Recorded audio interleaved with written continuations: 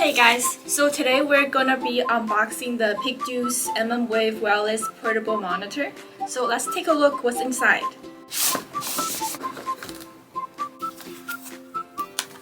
So we got the user manual,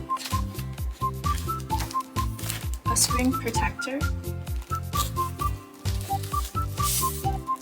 the screen itself. It's got the 180-degree kickstand. And this is the receiver's antenna. Underneath we got the Type-C cable, another Type-C cable, a USB-C cable, a HDMI cable, and the charger. And finally we have the transmitter. Right now we have the screen turned on. It has no signal right now, so we need to plug in the transmitter onto my laptop, like so. And just plug and play. To activate the touch control function, we need to plug in the USB-C cable.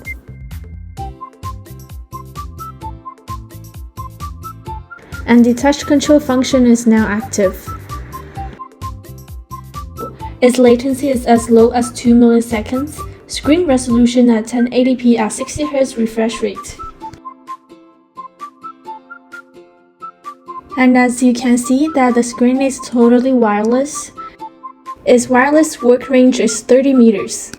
Here I place my laptop meters away and it's still working perfectly.